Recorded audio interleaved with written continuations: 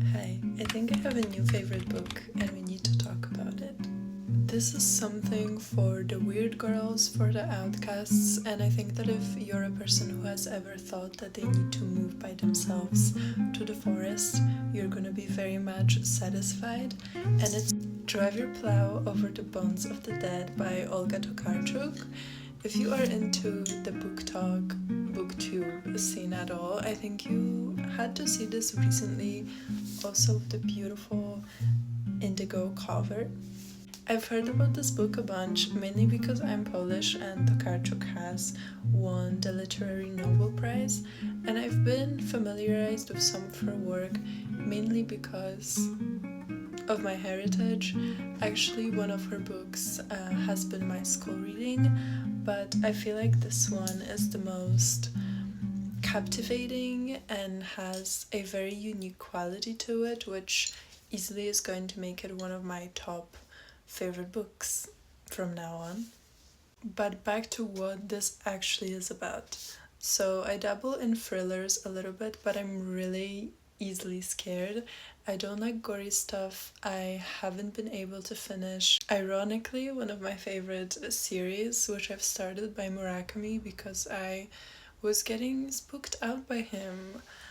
So yeah, if so far you've been intrigued by everything I've said, but you don't really love gory stuff, I feel like you should still give this a try because for my liking, and I am really sensitive to anything violence, gory related, it was okay and it's not that graphic.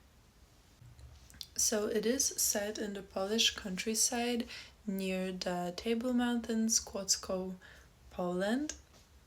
The main character, Janina Duszejko, but she prefers to go by her last name, lives there. She is very strange. She's an older lady with her unique quirks. Like, she's very passionate, not to say hyperfixated, on astrology.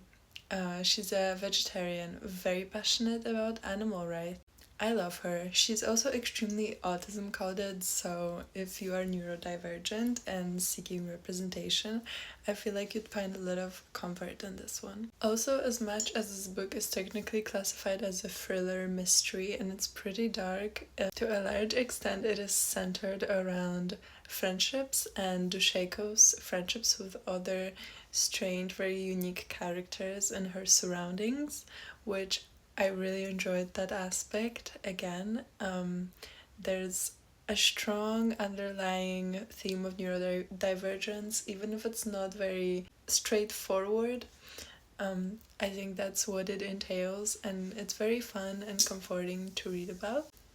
That being said, the main plot follows a series of murders happening in Janina's surroundings in the middle of nowhere, Poland, which starts with Janina's neighbor, a poacher, and then escalates further. And throughout the whole book, we're trying to solve the mystery.